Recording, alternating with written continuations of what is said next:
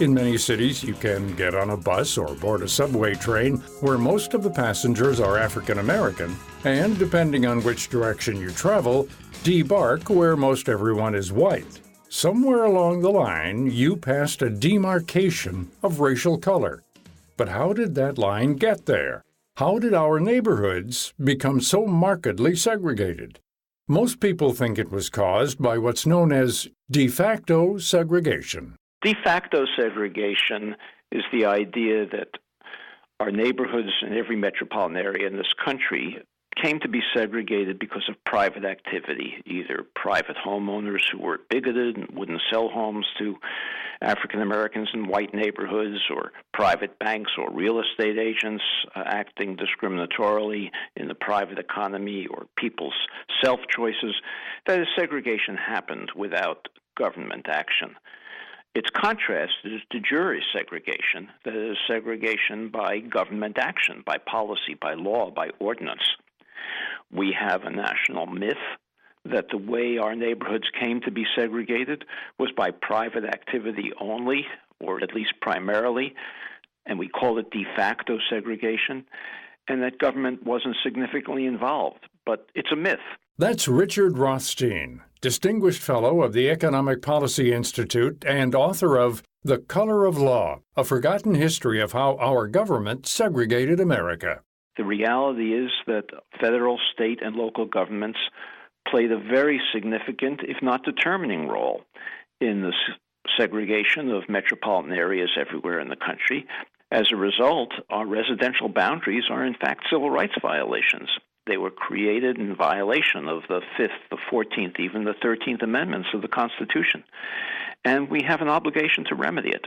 Rothstein says the federal government turned a blind eye to illegal segregation, starting with the Reconstruction period after the Civil War. Following the end of Reconstruction, when the federal government withdrew its troops from the South that were protecting African Americans, newly freed slaves, southern states began to implement Jim Crow laws, that is, laws designed to segregate African Americans from whites, as well as implement a reign of terror. Among the Jim Crow laws were ones that required the formation of segregated neighborhoods. Baltimore was the first city to adopt such an ordinance. It required that nobody could move onto a block in which their own race wasn't already a majority. The very wording of the law suggested that we had many integrated blocks in Baltimore. And other states followed. Louisville, Kentucky, St. Louis, mostly border states followed with these kinds of ordinances. In 1917, the U.S. Supreme Court prohibited those kinds of ordinances, not because the Supreme Court was racially progressive, but because in those days the Supreme Court thought that the civil rights amendments, like the 14th Amendment, existed only to protect property rights, not racial equality. Rothstein says the federal government enacted a number of policies designed to create residential segregation. For example, the suburbanization of the country was created in large part by a federal agency, the Federal Housing Administration, that subsidized whites only to move into single-family homes in all-white suburbs, prohibited African Americans from doing so, creating what policymakers have referred to as a white noose around every metropolitan area in the country. Those policies were so powerful that they created the residential segregation that we know today. The fact that we adopted in 1968 a fair housing law that said, okay, African Americans, you're now permitted to move into these suburbs that the government unconstitutionally created with a racial purpose, is of little effect because the suburbs now are unaffordable to working-class families of either race.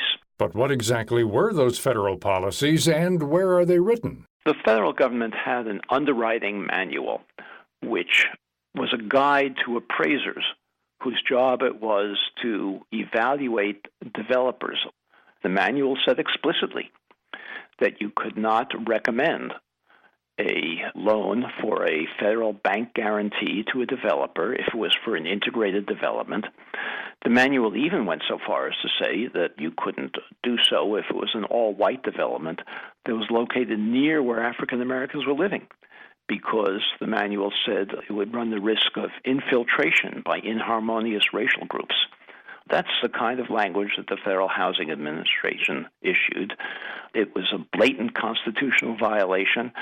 The manual started being issued in the mid-1930s during the New Deal, and it continued for a good 20 years with that kind of language. The long-term results of that manual are still with us today. Today, those homes are worth $300,000, $400,000, $500,000. The white families were subsidized to move into those homes in the mid-20th century by the federal government, gained over the next few generations wealth from the equity appreciation of their homes. They used that equity to send their children to college, to subsidize their own retirements, and to bequeath wealth to their children and grandchildren, who then had the funds to make down payments on their own homes. African Americans had none of those benefits of wealth because they were prohibited from participating in this wealth-generating policy of home ownership. As a result, today, African American wealth is only about 10% of white wealth on average, and that's in large part the result of unconstitutional federal housing policies that were never remedied and whose effects persist to this day.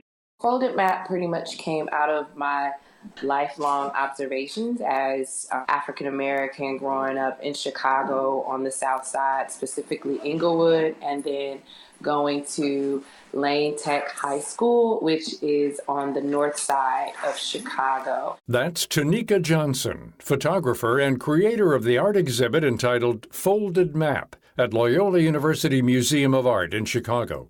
Folded Map is essentially a visual investigation of the disparities that exist in Chicago's north side and south side neighborhoods using the same streets that exist in those different neighborhoods.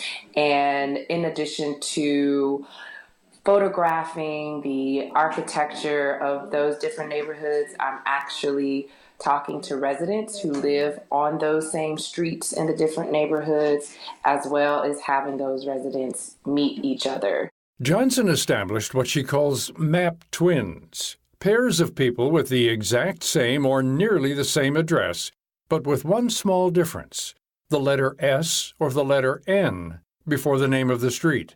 For example, 6720 South Ashland Avenue compared to 6720 North Ashland Avenue. Johnson wanted to see what would happen when these map twins met. She asked them to answer specific questions about their respective neighborhoods. How did they come to live in their neighborhood?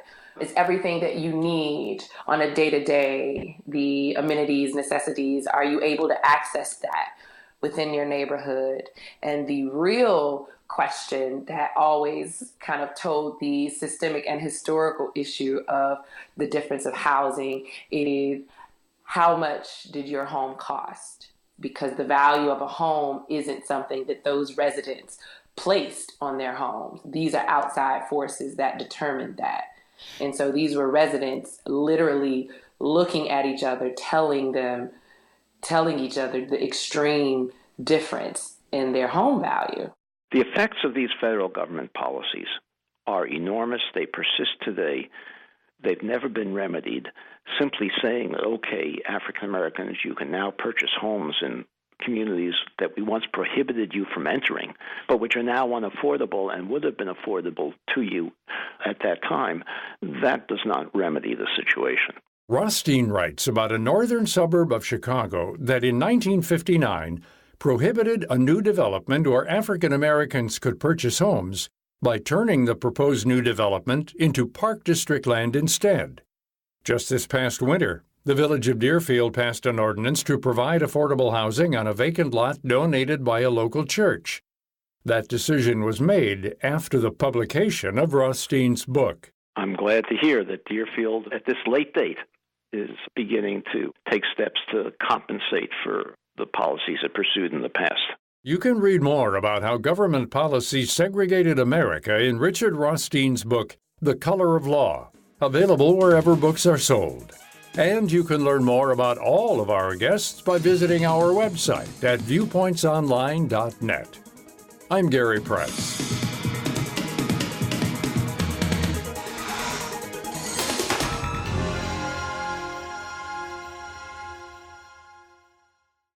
May is American Stroke Month, and while not all strokes can be prevented, up to 80%, including recurrent strokes, may be, with a few changes, like not smoking, eating healthfully, being physically active, and maintaining a healthy weight. People who've survived one stroke are at a higher risk of having another, according to Dr. Mitchell Elkind of Columbia University. About 1 in every 4 stroke survivors will have another one.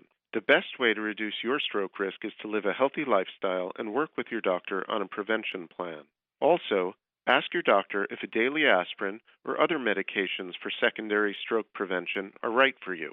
More than 116 million people in the U.S. have high blood pressure, and fewer than half have it under control, putting them at increased stroke risk. Nothing causes more strokes than uncontrolled high blood pressure. Learn more at strokeassociation.org/stroke month. Hi, I'm Diane Guerrero, and while orange is still the new black, oranges and fresh fruit help nourish communities and provide oxygen for clean air. That's why I dig fruit trees. And I'm planting alongside VitaFusion Gummy Vitamins and the Fruit Tree Planting Foundation to plant 200,000 fruit trees, generating 28 million pieces of nutrient-rich fruit and 33 million pounds of oxygen, so people can breathe easier, improve the soil quality, and make a positive impact on our planet for generations to come. Visit WeDigFruitTrees.com. And that's Viewpoints for this week. Viewpoints is a production of Media Tracks Communications. You can follow us on Twitter and Facebook to learn about upcoming shows and find a library of past programs on iTunes. Plus, you'll always find podcasts of our segments and information about our guests at viewpointsonline.net. Join us again next week for your public affairs magazine, Viewpoints.